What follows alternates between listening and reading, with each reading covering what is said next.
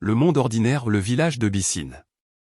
Dans le paisible village de Bissine, au cœur de la forêt casamançaise, vivait Alia, une jeune femme d'une beauté solaire et au regard plein de rêves.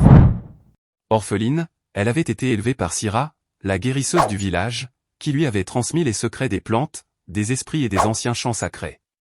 Alia vivait une vie simple, rythmée par les saisons, les chants du matin, et les veillées autour du feu.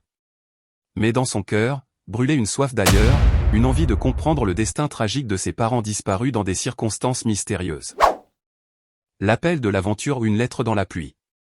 Un soir d'orage, alors que la pluie martelait les feuilles du grand fromager sacré, Alia découvrit dans une poterie brisée une vieille lettre scellée à son nom. Elle n'en avait jamais vu l'écriture. À l'intérieur, quelques mots. Ils t'ont menti.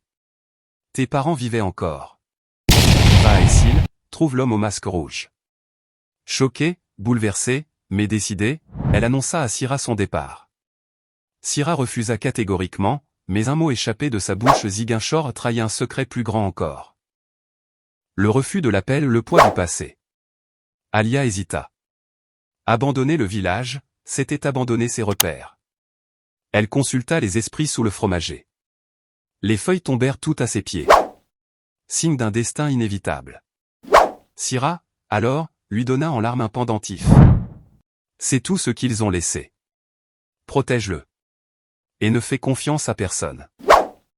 Le passage du seuil au Essyl et l'homme au masque rouge. Après plusieurs jours à traverser les rivières, les mangroves et les marigots, Alia atteignit Essyl, un village étrange où les étrangers sont reçus avec suspicion. Là, elle rencontra l'homme au masque rouge, un vieil homme borgne qui récitait sans cesse une même litanie. Le trône était à eux. Les dieux en ont décidé autrement.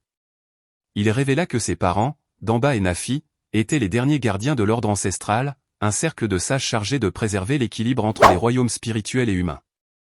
Ils avaient été trahis par l'un des leurs, un homme que Sira elle-même avait aimé autrefois. Les épreuves forêt, trahison et esprit errant. Commence alors pour Alia un périple initiatique, elle doit récupérer les 3 clés du pacte, cachées dans des lieux sacrés. Le puits des murmures à Enampor. Le bois sans nom à Diabir.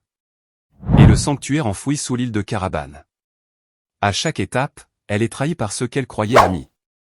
Moussa, un guide séduisant, qui tente de l'empoisonner. Doudou, un ancien guerrier du royaume de Mlomp, qui la vend aux hommes du Nord. Même Sira, qui réapparaît, avoue être celle qui a dénoncé ses parents pour protéger un autre secret plus ancien encore.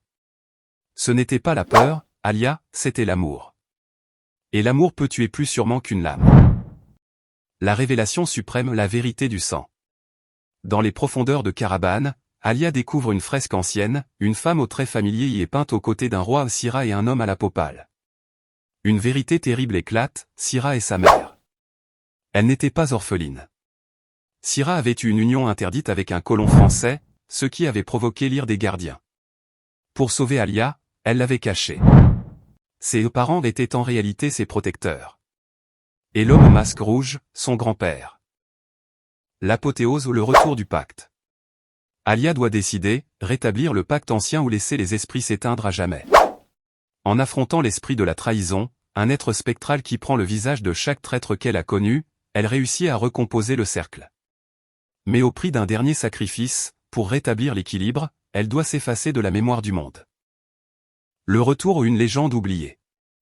Des années plus tard, les griots chantent l'histoire d'une femme au pendentif de corail, qui aurait sauvé la Casamance d'un hiver spirituel. Mais nul ne se souvient de son nom. Sauf peut-être un vieil homme à Essyl, qui, chaque soir, récite encore. Le trône était à eux. Et elle l'a rendu à la terre.